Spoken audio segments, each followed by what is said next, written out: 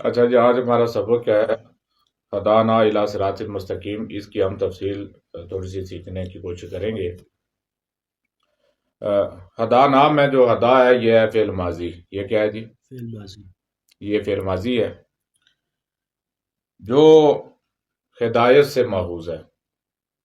اب ہدایت کے اہل علم نے، علماء نے دو قسمیں بیان کی ہیں. کتنی قسمیں ہیں جی؟ دو قسم. ہدایت کی قسمیں کتنی ہیں؟ دو. یعنی ہدایت کا معنی متعین کرنا کے حوالے سے نا، اس کا معنی کیا ہے، معنی متعین کرنے کے حوالے سے اہل علم کے مختلف رائے. اس میں سے دو قسمیں ہیں جی یہاں پر جو ذکر کی گئی ہیں نور الانوار میں. وہ کتنی قسمیں؟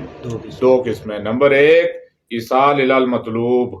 کون سی ہے جی؟ ایصال الی المطلوب. نمبر دو اراۃ الطریق.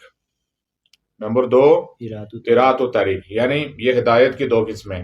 ایصال الی المطلوب مقصود تک پہنچانا، یعنی ایسی ہدایت جو مقصد تک پہنچائے.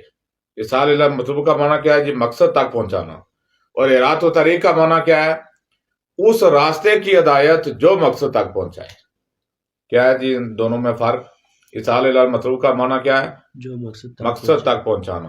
اور اراۃ الطریق کا معنی کیا ہے؟ اس راستے کی، یعنی اس چیز کی طرف ہدایت جو مقصد تک پہنچائے. اب اس کے بعد یہ سب، پہلے یہ اس کا خلاصہ سن لیں پھر میں اس کا ترجمہ کرواتا ہوں.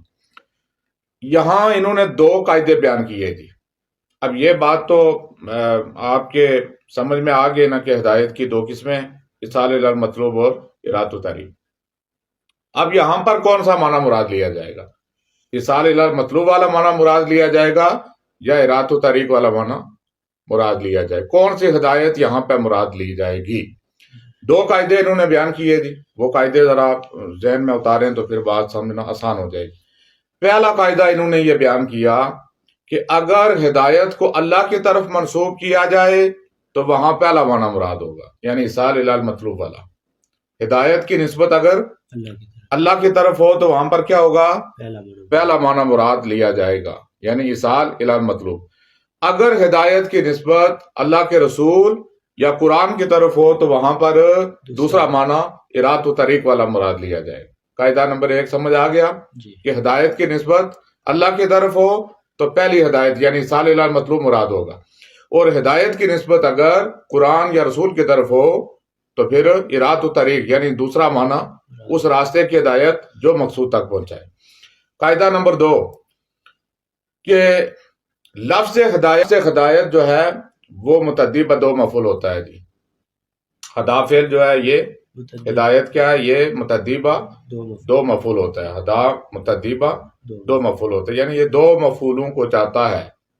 اب اس میں جو یہ پہلے منصوب کی طرف، پہلے مفعول کی طرف یہ جو متعدی ہوتا ہے وہ بغیر واسطہ کے ہوتا ہے. یہ بات تو انڈرسٹوڈ ہے. یعنی یہ لفظ ہدایت متعدی بدو مفعول ہے. مفعول اول کی طرف یہ بلا واسطہ متعدی ہوتا ہے، یعنی مفعول اول کی طرف بغیر کسی واسطہ کے یہ متعدی ہوتا ہے. اور مفعول ثانی کی طرف کبھی بغیر واسطہ کے متعدی ہوتا ہے اور کبھی الا یا لام کے واسطہ سے متعدی ہوتا ہے. ہاں جی کیا پڑھا جی؟ مفعول ثانی کی طرف کبھی بغیر واسطہ کے متعدی ہوتا ہے، بغیر واسطہ کے متعدی ہوتا ہے، اور مفعول ثانی کی طرف یہ کبھی الا یا لام کے واسطہ کے ساتھ متعدی ہوتا ہے.